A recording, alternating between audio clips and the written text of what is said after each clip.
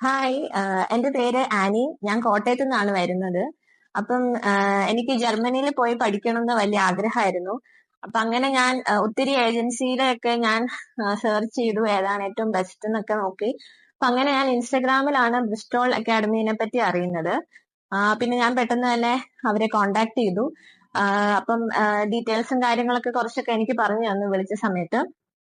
പിന്നെ പെട്ടെന്ന് തന്നെ ഇങ്ങോട്ട് വരാൻ അക്കാഡമിയിലേക്ക് വന്ന് ഡീറ്റെയിൽസ് ഒക്കെ കൂടുതലും പറഞ്ഞു തരാന്ന് പറഞ്ഞു. പിന്നെ ഇപ്പൊ ഞങ്ങൾ ഉടനെ തന്നെ ആ, ഇങ്ങോട്ടേക്ക് വന്നു.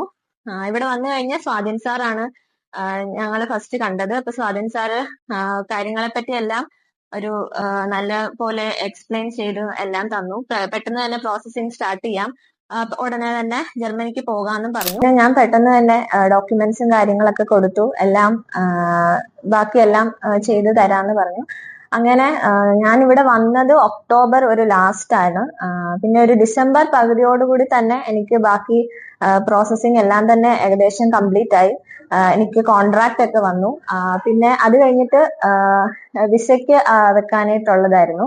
അപ്പം ആ ഒരു സമയത്ത് വിസയുടെ ഡേറ്റ്സിന് കുറച്ച് ഒരു അൺഅവൈലബിലിറ്റി ഉണ്ടായിരുന്നു. പക്ഷെ അത് വിഷ്ണു സാർ തന്നെ എല്ലാം ശരിയാക്കി എനിക്ക് ഒരു ഫെബ്രുവരിയിലേക്കാണ് എനിക്ക് പക്ഷെ കിട്ടിയത്. ആ ഒരു സമയത്ത് ഒരു ഇതുണ്ടായിരുന്നത് കൊണ്ട് പിന്നെ എനിക്ക് ഫെബ്രുവരി 3 എനിക്ക് വിസയ്ക്ക് ഞാൻ വെച്ചു.